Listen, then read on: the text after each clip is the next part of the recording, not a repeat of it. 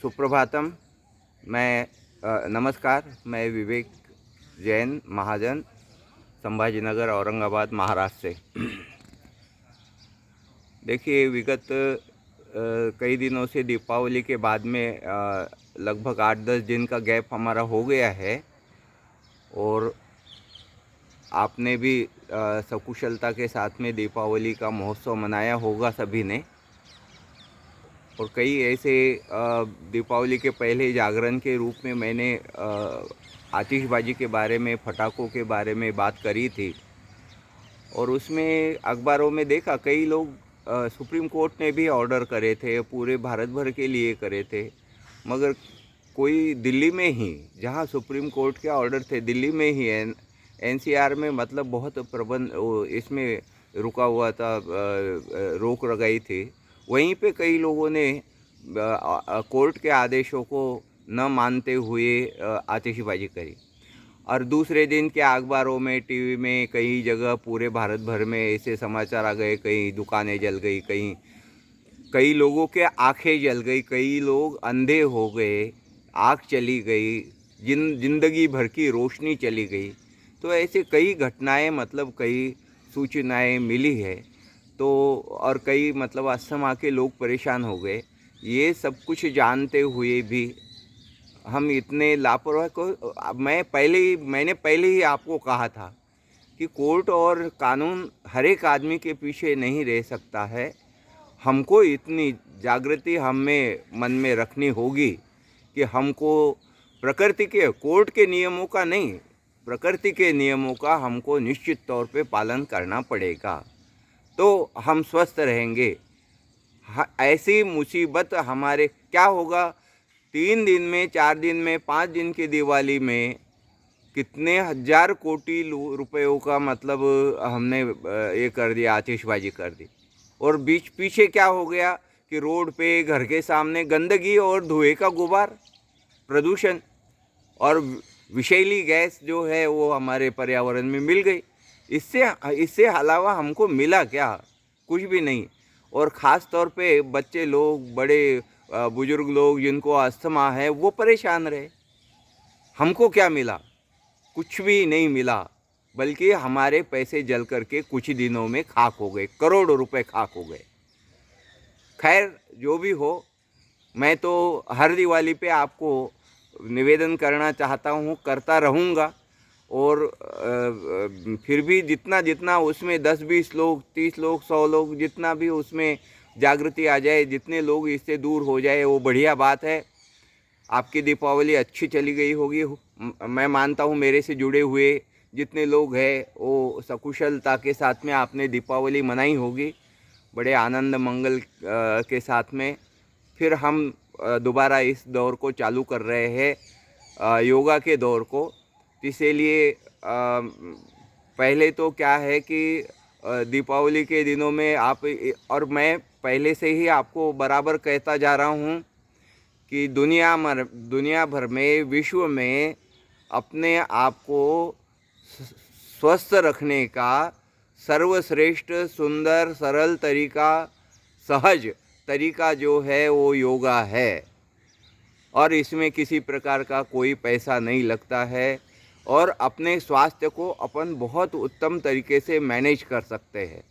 मैं तो ये कहता हूँ, हमेशा ही कहता हूँ कि हॉस्पिटल जाने से बचने के लिए ये सर्वश्रेष्ठ तरीका है। और कई ऐसी मुसीबतें आती हैं जो हमको कह कर के नहीं आती है, जहाँ पर हमको उपचार लेने ही पड़ते हैं, हॉस्पिटल में जाना ही पड़ता है, ऐसी बात नहीं है।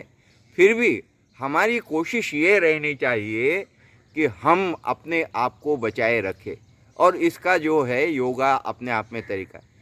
देखिए, मैं आपको ज़्यादा परेशान भी नहीं करना चाहूँगा, ज़्यादा बोर भी नहीं करना चाहूँगा।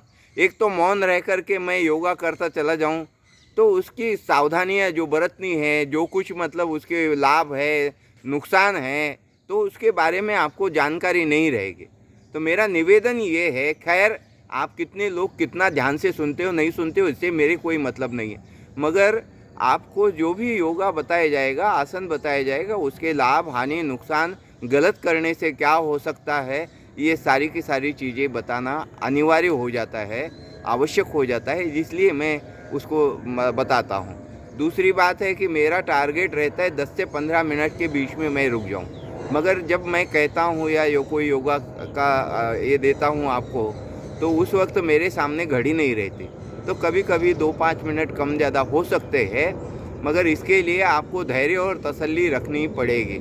2 तरीके हो सकते हैं। आपका समय बचाना है तो मैं खाली मौन रह कर के योगा करता चला जाऊं, या मतलब वैसे तो योगा करते करते भी बताता रहता हूं। और अब जो कुछ मुझे योगा के बारे में पहले बताना था मैंने सब कुछ बता दिया। अब आने वाले दिनों में डायरेक्ट योगा शुरू करके उसके साथ साथ में मैं उसकी जानकारी देता रहूँगा। पहले जो सावधानी बरतनी थी, हमको क्या करना है क्या नहीं करना, ये सब कुछ मैंने पहले बता दिया। अब कुछ नहीं बचा है। और ख़ास तौर पे मैं कहना चाहता हूँ कि अब सर्दी अच्छी पड़ने लग गई है, तो ये हमारे लिए योगा करने के लिए स्वर्णिम काल है, बहुत अच्छा समय है। इस वक्त जो कमाओगे तो कहते मतलब आपके साल भर काम आ जाएगा बॉडी का फिटनेस। तो इसलिए ये बहुत अच्छा समय है। अपना पाचन संस्थान भी बहुत अच्छा रहता है, और खाने की मतलब पचाने की शक्ति भी ज़्यादा होती है, और हम स्वस्थ भी रहते हैं। साथ साथ में एक बात और ध्यान रखना है, सर्दी के दिनों में ख़ास तौर पे हमारे हड्डियों में या नसों में जकड़न बढ़ जाती है, ये भी ध्यान रखना है आपको। और इसके लिए सबसे फ़ायदेमंद जो है, आप योगा करिए ताकि आपके शरीर की जकड़न से फ्री हो जाए। और एक बात ज़रूर ध्यान रखें, भले गर्मी में आप तेल मालिश तो 12 महीने करो तो बहुत बढ़िया है, मतलब उससे तेल मर्दन, मगर सर्दी के दिनों में तो मस्ट इसको करिए।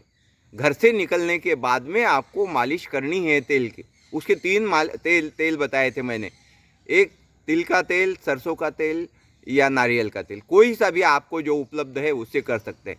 मगर तेल की मालिश करने से क्या हो जाएगा, आपके जो नसें है उसमें रक्त प्रवाह बढ़ जाएगा, आपके शरीर में वार्म मतलब गर्माहट आ जाएगी, और आप योगा के लिए तैयार हो जाओगे। तो इसलिए ये आवश्यक रूप से, और तेल मालिश करने के बाद में आप योगा करते हैं तो उसके माध्यम से हमारे जो शरीर के रोम छिद्र होते हैं उसके माध्यम से सारा तेल एब्जॉर्ब होता है शरीर में। ये भी हमारे सांस, ये नाक ही सांस नहीं लेता, हमारे त्वचा पे छोटे छोटे रोम छिद्र है ना, वो भी सांस लेते हैं। तो वो सारा तेल जो है एब्जॉर्ब कर लेते हैं, और इसका हमको बहुत ही फ़ायदा मिलता है। तो इसलिए ये बात ध्यान रखें, थोड़ी सी सूचना देनी थी। आज मैं इतना ही कहना चाहूँगा। कल से बराबर योगा हमारा फिर से शुरू हो जाएगा। उसका फर्स्ट जो है, हमारे सर जो है 1 मिनट का कोई योगा आपको बीच में दे देंगे, उनको जो अच्छा लगेगा तो 1 मिनट का एक छोटा एपिसोड बना करके आपको डाल देंगे, वो उनके हिसाब से कर लेंगे।